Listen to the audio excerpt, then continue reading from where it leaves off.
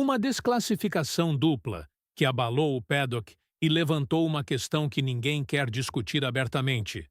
O que aconteceu em Las Vegas com a McLaren expôs uma falha no sistema que pode estar prejudicando a justiça esportiva da Fórmula 1. E o pior, todo mundo sabe que isso está acontecendo, mas ninguém faz nada a respeito. Imagine cruzar a linha de chegada em segundo e quarto lugares, celebrar com a equipe, dar entrevistas e horas depois descobrir que tudo foi por água abaixo. Foi exatamente isso que aconteceu com Lando Norris e Oscar Piastri no último Grande Prêmio de Las Vegas.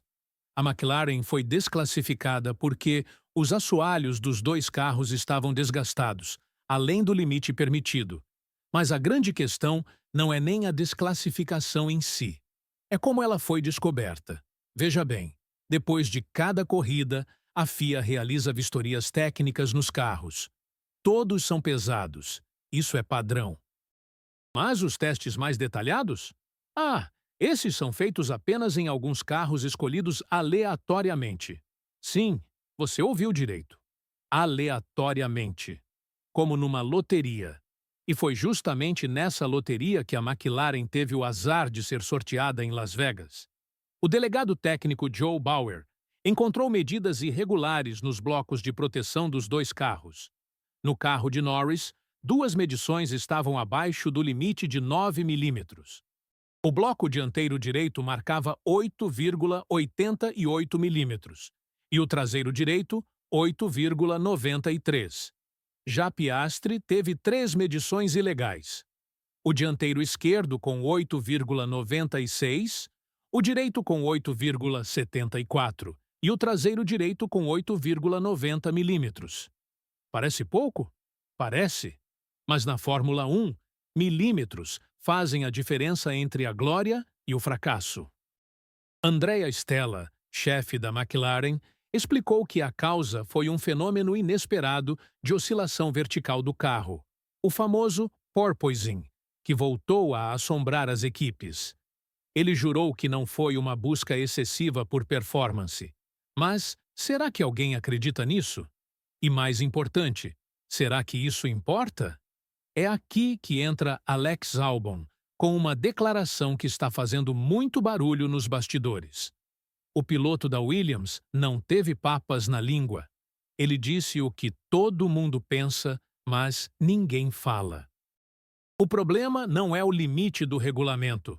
O problema é que nem todos os carros são verificados da mesma forma após a corrida. Pense nisso por um segundo. Você está competindo no mais alto nível do automobilismo mundial. Cada décimo de segundo importa. Cada milímetro de altura do carro pode significar a diferença entre pontuar ou não. E aí, você descobre que alguns competidores podem estar correndo com carros ilegais e simplesmente não serem pegos porque não foram sorteados para a vistoria completa. Como você se sentiria? Albon foi direto ao ponto. Ele disse que preferiria que todos os 20 carros fossem verificados após cada corrida. Assim, haveria um jogo justo. Mas não é isso que acontece. Por questões de tempo e logística, a FIA escolhe aleatoriamente quais carros passarão pela vistoria completa. É como jogar dados com a integridade do esporte. E não pense que isso é uma questão menor. Albon revelou algo fascinante sobre como as equipes trabalham. Elas ajustam a altura dos carros com base até mesmo na previsão do vento para o dia da corrida. Um vento contrário numa reta principal pode mudar completamente a configuração do fim de semana. Se o vento empurra o carro para baixo, ele pode começar a quicar. E aí, você precisa fazer ajustes que podem comprometer a performance. Agora, imagine o dilema das equipes. Você pode configurar o carro no limite absoluto do regulamento e arriscar uma desclassificação se for sorteado para a vistoria. Ou pode jogar seguro, perder performance e terminar a corrida se lamentando porque seu assoalho mal teve desgaste e você poderia ter ido mais rápido. É uma escolha impossível num esporte onde cada detalhe conta. O mais irônico é que todos sabem o que está acontecendo. Albon admitiu que as equipes poderiam configurar os carros para rodar praticamente no chão se quisessem, e só teriam problemas se fossem pegas na vistoria aleatória. É como um segredo aberto no paddock. Todo mundo empurra os limites porque sabe que as chances de ser pego são pequenas.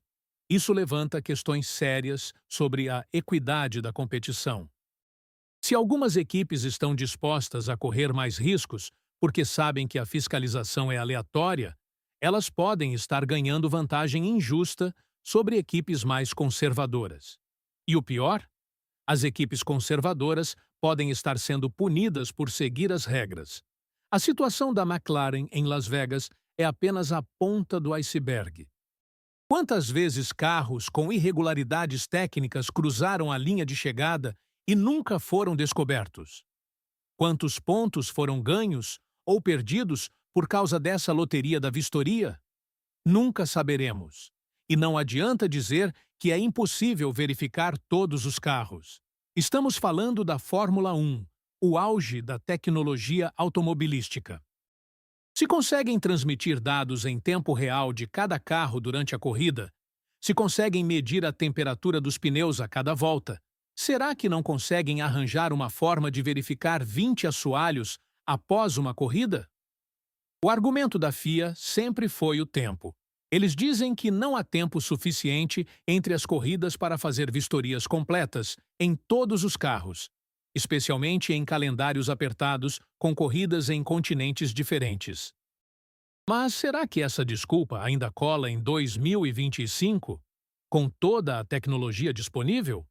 A verdade é que o sistema atual cria uma situação onde a sorte pode determinar o resultado de um campeonato. Imagine se no final da temporada, a diferença entre ser campeão ou vice for decidida por pontos que foram ganhos ou perdidos numa corrida onde um carro irregular não foi verificado. Como explicar isso para os fãs?